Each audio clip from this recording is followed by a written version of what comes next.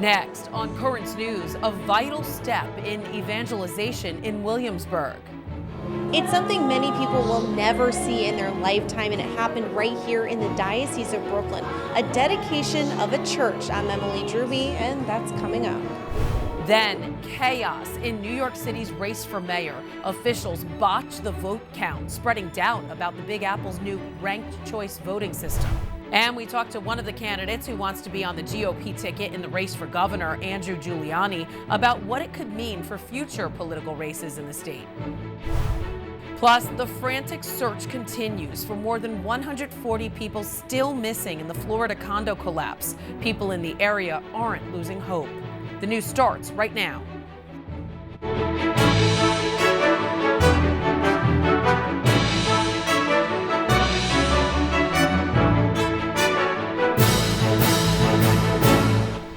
Good evening, I'm Christine Persichetti. It's big news for the Diocese of Brooklyn as one church in Williamsburg emerges from the pandemic on a high note. Parishioners are returning to Sunday Mass, to new pews and a brand new building for the first time in decades. The joyous celebration also marks a new step in evangelization for the Brooklyn neighborhood. Currents News' Emily Druby was there. This parish is everything to Amaryllis Velez and her family. We can't live without it. But as parishioners of Saints Peter and Paul, for a long time, they didn't have their own church until now. This is the beginning of something really, really beautiful in Williamsburg. On Tuesday night, the Velez family and hundreds more packed the pews to be a part of this momentous occasion, the dedication of a new church and consecration of the altar.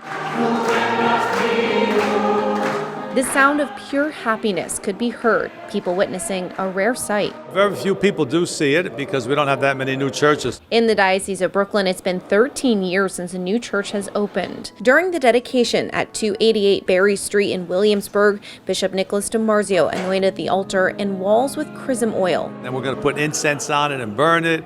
It's a very ritual thing that comes from the Old Testament. As the ceremony concluded, hundreds of voices rung out in joy.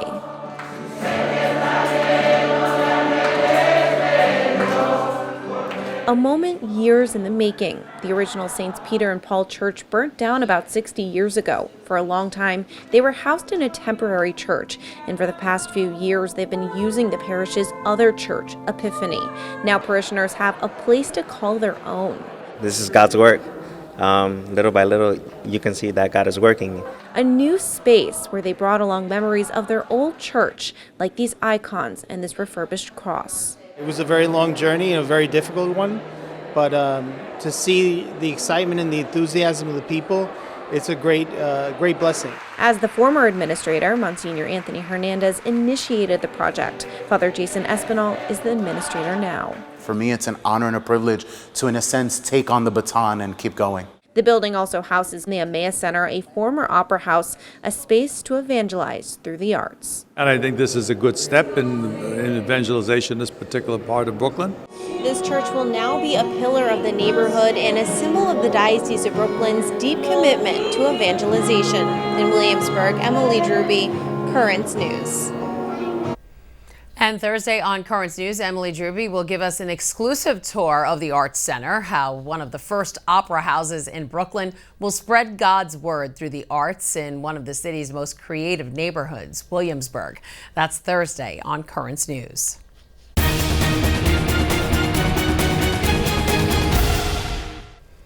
The New York City Board of Elections admitting a discrepancy after releasing the wrong results in the mayor's race. This as the city uses ranked choice voting for the first time. The botched count has the Democratic candidates just trying to stay patient. It seems like it was just a mistake. A mistake by the New York City Board of Elections that gave Democratic mayoral candidate Catherine Garcia more votes in the race, shrinking Brooklyn Borough President Eric Adams' lead and eliminating Maya Wiley. The board is now recounting votes after accidentally including about 135,000 test ballots, saying in a statement, the board apologizes for the error and has taken immediate measures to ensure the most accurate, up-to-date results are reported. New York City is using a ranked choice system for the first time. That meant only New Yorkers' first choice votes were counted right away. Since one candidate did not get 50% of the first choice votes, there was no immediate winner. So the last place candidate was eliminated and their supporters' votes went to the supporters' second choice. That's where the mistake happened. The cycle will continue until there's a winner. Eric Adams released a statement Tuesday saying in part, today's mistake by the Board of Elections was unfortunate. It is critical that New Yorkers are confident in their electoral system, especially as we rank votes in a citywide election for the first time. But while he praised the board's transparency, Maya Wiley on Tuesday blasted the agency, which has a long reputation for mistakes, saying, this error by the Board of Elections is not just a failure to count votes properly today. It is the result of generations of failures that have gone unaddressed. Meanwhile, nearly 125,000 absentee ballots still have to be counted, which Garcia says she's optimistic about. But Until they're all counted, and we are not counting our chickens before they're hatched. the city's Board of Elections plans to continue to update the results once a week. The board is promising new results by Wednesday. In the wake of the fiasco, Eric Adams' mayoral campaign filed a lawsuit asking a judge to oversee and review the ballots if needed. The lawsuit would allow the campaign to challenge the results in court. Adams also asked other campaigns to join in as they seek a, quote, clear and trusted conclusion to the election. And later in this newscast, we check in on New York State's race for governor. I will speak to one of the candidates vying for the GOP ticket, Andrew Guiliani, about ranked choice voting and how his Republican colleagues feel about his bid. That's still ahead in this newscast. Scattered power outages are being reported in several parts of New York City. One outage left traffic lights dark and residents without air conditioning in Greenpoint, Brooklyn. Mayor Bill de Blasio is calling on residents to cut down on electric use. This as the city reports that power could remain out for much of the day. A massive search and rescue operation continues in Florida. We're always praying for somebody to be alive. First responders remain hopeful as they work around the clock. Whatever they need, we are able to help. Current News coverage continues with news of a church that's become a safe haven for families desperate for news. 4 more bodies have been recovered at the site of the condo collapse near Miami, bringing the death toll to 16 as day 7 of the frantic search continues. The operation is now going through all hours of the night with more than 80 rescuers working 12-hour shifts. They've moved more than 300 pounds of concrete but have yet to even reach the bottom of the pile. Search and rescue teams remain hopeful. Because I know miracles happen, and I believe in a higher power, and I believe that if somebody's going to find them, we're going to do it. Officials are asking the families of those missing to provide DNA samples to help identify the more than 140 still unaccounted for. One woman is still holding out hope for her friend who made the move from New York City to the Surfside condo just 3 months ago. She discovered her friend of close to 40 years was missing thanks to a photo circulating from the rubble of 2 bunk beds teetering on the edge of what's left of a penthouse apartment. Randy Kay has her story. This was the view that drew Linda March to Champlain Tower South in Surfside, Florida. The 58-year-old lawyer left New York City in March and rented a penthouse here. Penthouse number 4. This is what's left of it today. One of the most haunting images of the Surfside building collapse. With the wall sheared off and the building ripped wide open, those bunk beds in Linda's apartment are now teetering on the edge of the top floor. The pink and white flowered sheet and pillowcases remarkably still intact on the bottom bunk. For days, many have wondered if children lived in that unit. But Linda's friend tells me she rented it furnished and lived there alone. When Cindy saw the building collapse on the news, she quickly compared the address to the return address on a birthday card Linda had recently sent her. I matched it to the building and my heart sunk. We just didn't know what to do. We felt so helpless. Cindy called her friend. No answer. Then she sent this text, asking her friend to make contact. It's your address, and I'm worried now. Every time I look at that picture, we try to look up diagrams and, floor plans. And what if she was in this room? What if she was in another room? There's a possibility if she slept on the couch in the living room. We were just all praying that, maybe just by the luck of God that she is in another room, that she somehow is somewhere else and not where those, the shaved off part of the building is. So many questions amid the prayers. They'll one day hear Linda March laugh again. She had a very infectious laugh. I mean, when you heard Linda laughing, you couldn't help but laugh and laugh with her. And just, there was so much goodness in her heart. Randy Kay, Surfside, Florida. The closest Catholic church to the scene is St. Joseph's Parish in Miami. We've reported that 8 families from the church are among the missing. We're joined now by Father Juan Sosa, pastor at St. Joseph's. And Father, first tell me, how are you and your parishioners coping? How have you been helping them to, keep the faith?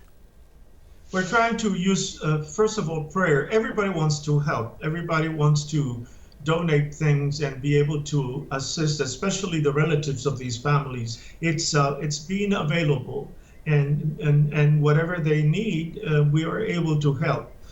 Right now, we had a person called the church providing 2 apartments, very close by in another building, and so we are contacting some of those who were able to leave, of the 35 that were able to leave in case they want to use those apartments that were being located. So that's great. And Catholic Charities is present everywhere. So we're doing the best we can. And while it's been reported that 8 families registered to your parish are missing, you say that number could actually be higher? Well, it could be higher from the point of view if you're dealing with Catholic people. We're dealing with, for instance, one family had 4, as I said, the other one had 3. So we're doing, the 8 are the original registered residents of the family. But they may have friends. I know a couple whose son is not living there, but was spending a week with his parents that week, and a number of others. Plus, we get a lot of visitors, as you can imagine, from other parts of South America and the North, and the Catholics do come to our church. So many times every year, I'm able to recognize at least the faces of some of these visitors. I do not know whether they were there, so I can only go by the data that we have of those 8 condos. And I know you haven't been right at the scene of the collapse, but you have gotten close. Tell me what's happening there. What did you see? Well, I was pretty close that very morning. On my morning walk, I met parishioners who were very much by the beach, exactly about a block away, and we were able to have some pictures taken. At that time, it was a shock more than anything else. And then I began to remember the people that lived. Now, at that time, the numbers of apartments, you don't know how it goes in those buildings. So I'm not sure whether they were living in the block, the apartment complex that was up, or whether they were part of the rubble. So at that time, then we began to find out a little later about the situation. Yeah, it's a very dangerous area right now. Father Juan Sosa, pastor at St. Joseph Catholic Church in Miami, we're praying for you. Thank you very much. Catholic Charities of the Archdiocese of Miami has been helping with relief efforts. If you'd like to help them with their continued efforts, you can donate on their website, ccadm.org. President Joe Biden and First Lady Jill Biden will travel to Florida Thursday to visit the site of the collapse. The Bidens plan to spend time with the families impacted by the tragedy and will also thank first responders. In addition, the president will talk with state and local officials to ensure they have all the federal resources they need. Former President Donald Trump is visiting Texas to tour parts of the U.S.-Mexico border. It's his first trip back to the unfinished wall since he left office in January. It comes after Governor Greg Abbott vowed to continue the wall's construction in Texas. The governor's office says it's raised $656,000 in private donations. That's on top of the $250 million the state allocated as a down payment on the project. There's a lot more news headed your way.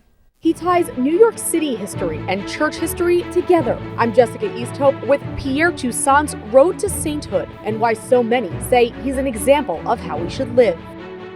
And Brooklyn officially welcomes 5 priests from 5 different countries to the Diocese of Immigrants.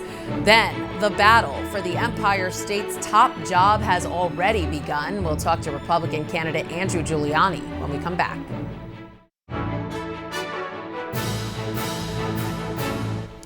It's been nearly 170 years since Pierre Toussaint passed away. The Haitian-American former slave was declared venerable in 1996 and is now on the road to sainthood. June 30th is his feast day. Jessica Easthope brings us up to date on the man who could become North America's first black saint.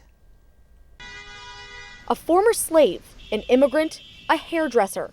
But Venerable Pierre Toussaint considered himself first and foremost a Catholic. Pierre Toussaint said none of those labels matter. What matters is that every person is created in the image and likeness of God.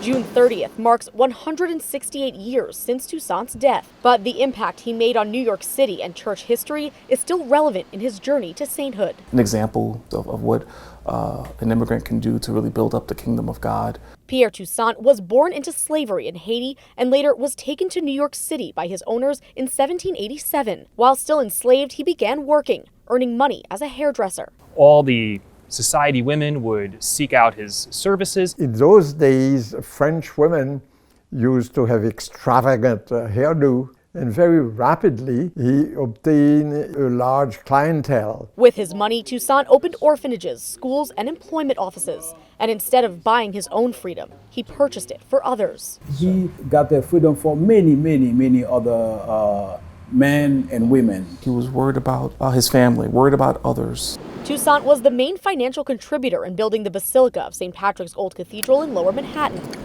He was buried there until 1991 when he was transferred to the new St. Patrick's, the only layperson ever buried beneath the main altar. He was made venerable by St. John Paul II in 1997. If canonized, Toussaint will become the first Haitian saint. We encourage everybody to ask God miracles in honor of Pierre Toussaint. For Catholics living in New York City, Pierre Toussaint brings the worlds of faith and history together. In Manhattan, Jessica Easthope, Currents News. 5 priests are being officially welcomed into the Diocese of Brooklyn.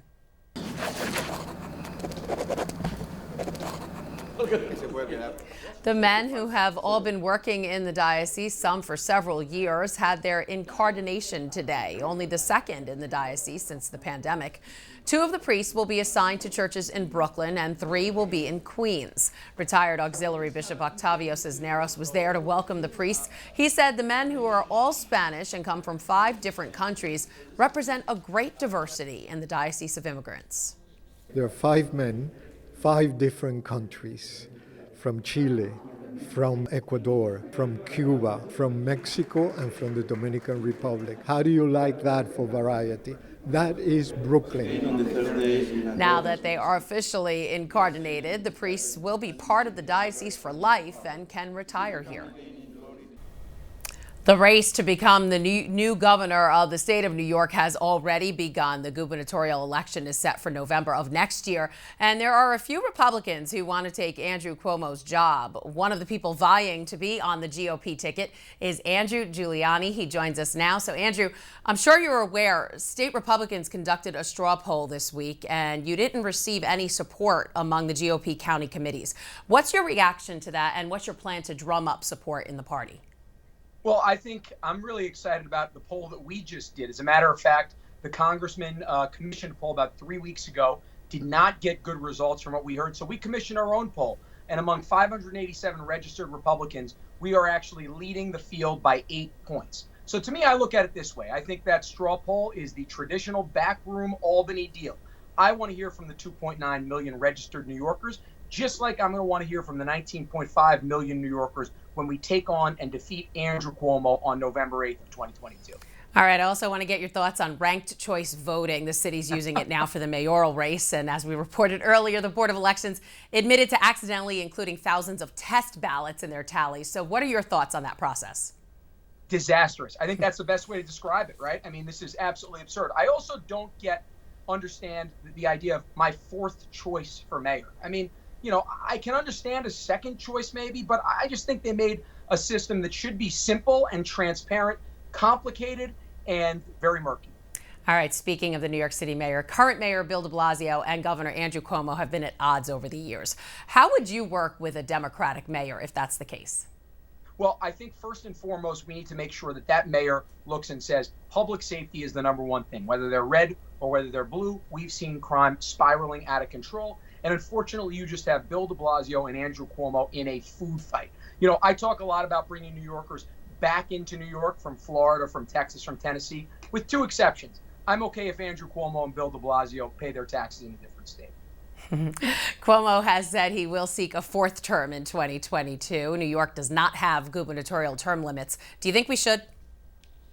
You know what? I do think we should, but the truth is, I'm very, very excited to take on Andrew Cuomo. You know, one of the things when I told President Trump that I was going to be seeking the nomination and ultimately taking on Cuomo, he said, you know, Giuliani Cuomo, that sounds like Ali Frazier. I can fill the garden with that fight. So I'm really, really relishing the opportunity to get Andrew Cuomo on a debate stage. All right, and recently your father, Rudy Giuliani, was suspended from practicing law here in New York. He also got a lot of negative attention for disputing the presidential election results. So what kind of effect do you think all of that will have on your campaign?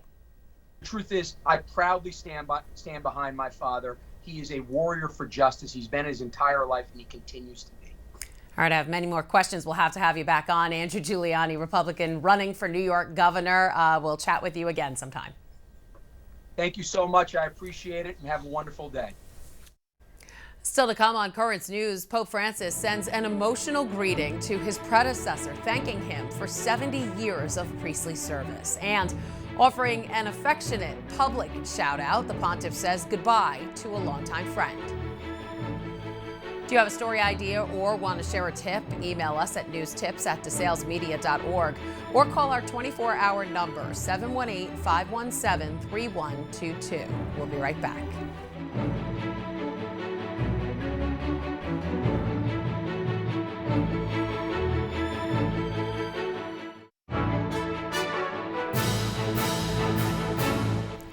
This week marks the 70th anniversary of retired Pope Benedict XVI's ordination as a priest. Pope Francis took a moment to congratulate the Pope Emeritus during his Angelus prayer on Tuesday.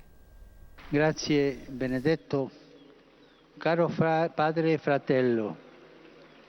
Grazie per la tua testimonianza credibile.